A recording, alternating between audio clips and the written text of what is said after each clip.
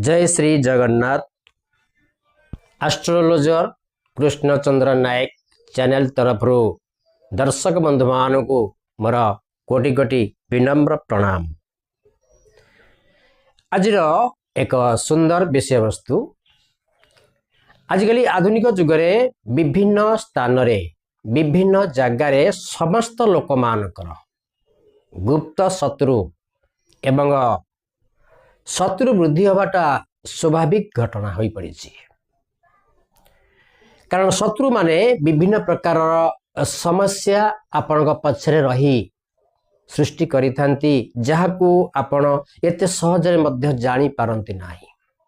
तेणु आपणकर जदि शत्रु वृद्धि घटुची, शत्रु मान को दमन करिबा, शत्रु मान को वशीकरण करिया पाई एक सुंदर प्रतिकार व्यवस्था, जहाँकि शत्रु माने जबरदस्त दमन होइकिनी वशीभूत होइकिनी आपण पाखे रहिबा पई बाध्य हेबे। तेणु मोर आज भिडियोटी को आरंभ करिया पूर्व जो दर्शक बंधु माने मोर प्रथम थर पर ये चैनल टी को आछंती, दर्शक बंधु मान को मोर अनुरोध या को सब्सक्राइब करने को केबे भूलिबे नाही। या सहित समस्त दर्शक बंधु मान को मोर अनुरोध रहिला, मोर ए टिप्स टी को देखिला परे जदि भल लगुच तेबे कमेंट करिवे।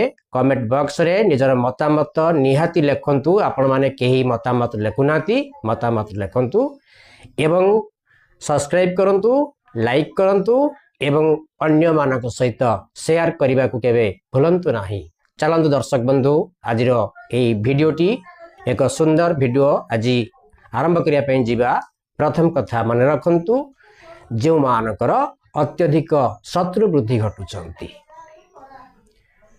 कौन करिवे ना मंगलवार दिन ठारू मन रखंतु, जे कोनोसी मंगलवार दिन ठारू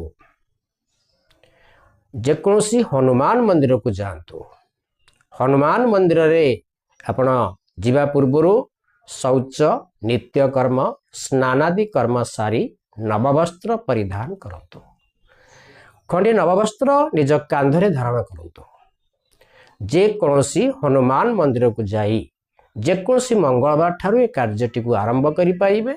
मंगलवार ठारू बुधवार, गुरुवार, शुक्रवार एई भली धारावाहिक भावरे बा क्रमान्वय रे आपण 7 दिन पर्यंत हनुमान मंदिर रे बजरंग बाण पाठ करंतु। प्रत्येक दिन थरे बजरंग बाण पाठ करिवे। तापरे बजरंग बाण पाठ करिबा समय रे जो शत्रु आपणकर थिबे तांकर नाम धरी एई बजरंग बाणटी हनुमान को निकट रे पाठ करिवे। तापरे सेई शत्रुकर नाम धरी हनुमान कर सिंदूर बजरंग बाण पाठ परे मथारे तिलक धारण करिवे एवं शत्रुकर नाम धरिवे। एई कार्यटी जदि आपण दीर्घ 7 दिन पर्यंत चालू रखंती, प्रति मंगलवार ठारू 7 दिन पर्यंत काम करंती, आपणकर शत्रु निश्चिंत मौन एवं परास्त होई आपणकर वशीभूत हब। द्वितीय प्रतिकारटी होची, जो दिन शनिवार पड़िथिबो पुष्या नक्षत्र हेतिबो, शनि पुष्या जोग आपण कोनोसी पांजिरु आपण देखि पारिबे। जो दिन पुष्या नक्षत्र शनिवार होइथिबो सेई दिन आपण बजाररू गोटिए भुजपत्र किणी आनंतु। भुजपत्र कहिले आपणकर जे कोनोसी पूजा पूजी सामग्री दुकान रे अवेलेबल अछि, गोटिए भुजपत्र किणी आनिबे एवं रक्त चंदन काठ खंडिए किणी आनंतु। रक्त चंदन को संपूर्ण रूपे भल भाव घोरी दियंतु, घोरी दियंतु भल भाव, बेसी पतला करिवे नाही, टिके मोटालिया करी घोरीबे एवं खंडिए डालिंब काठी संग्रह करिवे। ए डालिंब काठी आपणकर कलम रूपे सहाय्य करिवो।